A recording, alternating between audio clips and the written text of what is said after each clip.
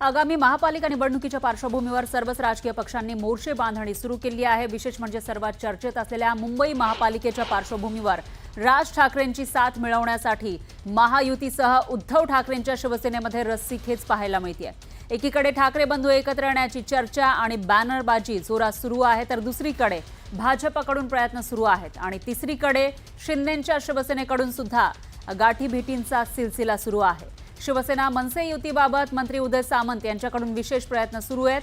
चर्चा अंतिम टप्प्यात असल्याची माहिती वरिष्ठ सूत्रांनी दिली आहे। ही चर्चा पूर्णत्वाला नेण्यासाठी उपमुख्यमंत्री एकनाथ शिंदेंकडून राज ठाकरेंना लवकरच स्नेह भोजनासाठी निमंत्रण पाठवलं जाणार असल्याची ही माहिती मिळते। त्यामुळे ठाकरे बंधूंच्या एकत्र येण्याबाबतच्या चर्चांना पुन्हा पूर्णविराम मिळणार का अशी चर्चा आहे। असं असलं तरी राज ठाकरे मराठी मनांना साथ घालणारे नेते म्हणून ओळखले जातात। सोबतच ठाकरे आडनावाचा करिश्मा त्यांच्या सोबत आहे। त्यामुळे पालिका निवडणुकीसाठी राज ठाकरेंची साथ सर्वांना हवी आहे। पण अजून तरी राज ठाकरेंनी आपले पत्ते उघड केलेले नाही।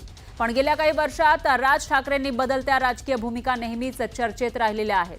त्यामुळे आता सर्वार्थानं करो या मरोच्या भूमिकेमध्ये ते आहेत आणि या पालिका निवडणुकीमध्ये ते कोणाला साथ देतात यावर फक्त त्यांच्या पक्षाची नाही तर राज्याच्या राजकारणाची ही पुढची दिशा अवलंबून असेल।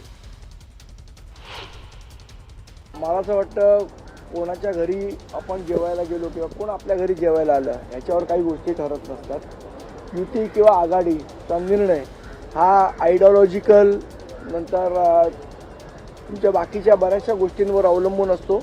तर याचा निर्णय हा सर्वस्वी राजसाहेब घेतील।